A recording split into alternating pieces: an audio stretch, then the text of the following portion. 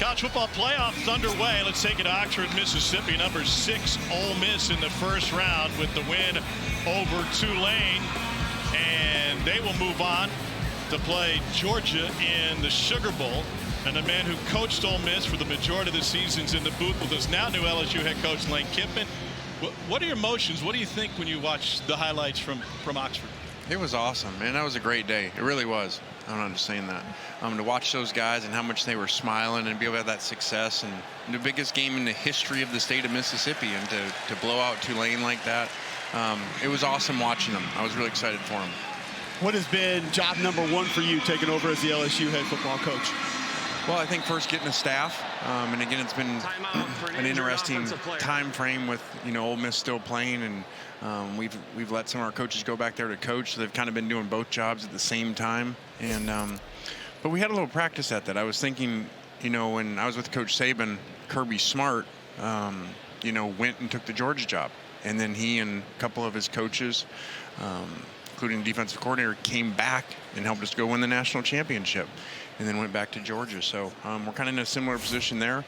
And so getting the staff, and then now working on our own current players, and then also evaluating all the players out there for the portal opening. Injured offensive lineman for Houston, so a break in the play. Let me ask you this. You come to a game like tonight, spending time on the phone, you're working, you're doing a lot of different things. What do you watch specifically when it comes to Blake Baker and his defense, because he's sticking around with you? Yeah, I didn't have as much time as you think. I saw the opening kickoff with Berrien, and then I'd get on the phone. Yeah. Just had some people calling, some agents. This is the world we live in now. It's all not your agent. That job's all done. day long. Yeah, that one's done. This one's a lot harder. So, but Blake's done a great job. We're excited to keep him, and that'll keep a lot of the defensive players, I think, and keep the system the same. So there's not so much transition. We're excited about our offensive system that we bring in, one we've been running for a long time now, and get to bring it to LSU with these great players, whether they're still here or whether they're getting ready to come in 7 days, 6 days from now, whatever it is. And so it's going to be an exciting time.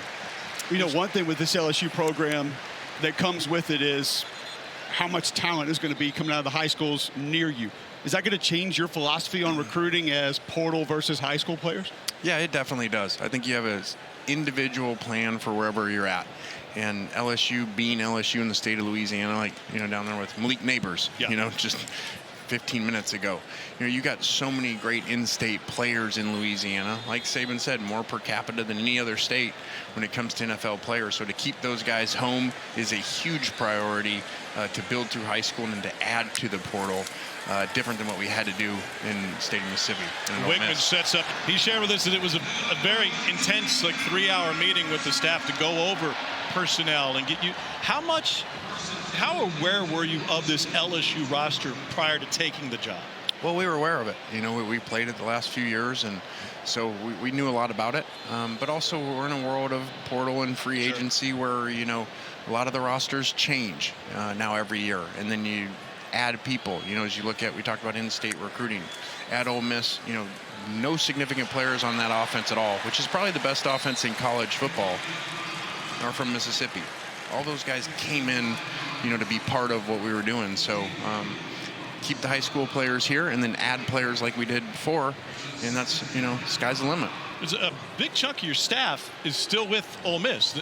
How they handled this transition period trying to win a national championship? Yeah, they're doing a great job. You saw their performance in the last game, and they came back after that game, came down here for a couple of days, and now they're back there. I was just on the phone with Charlie Weiss, and we were talking about quarterback rankings, just as we were going over them at night. So sometimes we have our staff meetings, even though they're back there, when Pete's done with his, and then we get on and have our own. So we're just trying to make it work for both sides, so Ole Miss can have the best chance to win a national championship, and then we can also be building what we are here. You kind of get your own reset, though, as well. Is there anything that you feel like you would like to change, alter about how you build this LSU program now that you get to do it again?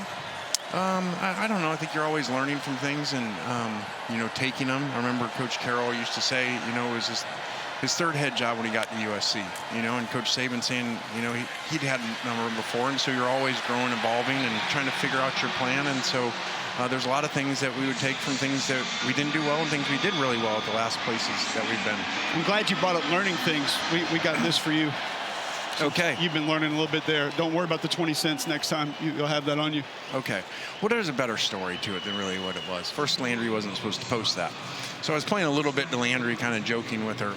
But I was proud of myself that I went to self-checkout, and all by myself. We were proud of you too, Coach. Yeah. Well, they asked me to go get things. And it was funny. I was in the aisles, and I was watching all the guys on FaceTime because it's Christmas.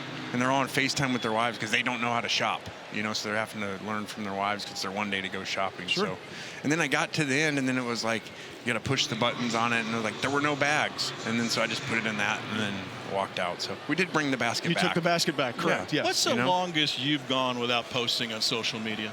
How many I don't know. days? I need a little detox from it, maybe.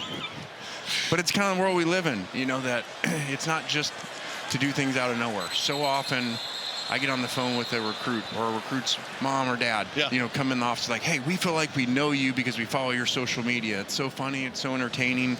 And so it kind of gives us a way into people's living room when we can't get there. Connor Wegman's a great story. I mean, you saw him in the SEC at Texas A&M. The ability to kind of reinvent yourself with a fresh start. He's pretty impressive so far. Yeah, I think that happens a lot. It is one of the good things about the portal, different chances that players have to get to go different places and get new coaching and get fresh starts. You talked to us about Trinidad Chambliss in the first game of the season. You said this kid came in, and in scrimmages he was lights out, but he basically couldn't manage the offense in practice. How do you help get a quarterback's light to go on, to sort of get it and become a gamer? Yeah, I don't know. This is tricky, since we have coaches back there and everything. They might say it's a violation if I actually talk about Trinidad and how good he is. Any quarterback. Who knows nowadays? You've done it with a lot of quarterbacks in your career, knows? so. I think that when you just, give the quarterback belief and confidence and you stick with them when things don't go really well, especially early in the year, and they know that and they feel that from you. And, the helmet communication with the guys now is so different than it used to be. Correct. That, it's really neat being able to walk them through games the way that we do. I think we have a very unique, really good quarterback system of what we do with the quarterbacks during the game. Wegman delivers a strike to Amari Thomas. Break down what we got between Ole Miss and Georgia coming up in the Sugar Bowl. How do you see that playing out? Yeah, I think, powerhouse game. They've split the last couple matchups, and now, they're going to play in the Sugar Bowl. I think that you have the best offense in the country with now maybe what the best defense lately, not early in the year, but lately Georgia's been playing. So I think that's a big part of it. And then can Ole Miss, Georgia didn't punt one time, in the previous matchup and really drove the length of the field the whole day. So can Ole Miss, calm down Georgia's offense and contain the quarterback? All-State Sugar Bowl, January 1st on ESPN. Thanks for spending time with us. You look good in leather. All right, man. Appreciate it. Wear that on the sideline. Congrats, Coach. Thank you. All right, guys. Have a good one. You want this, you got that.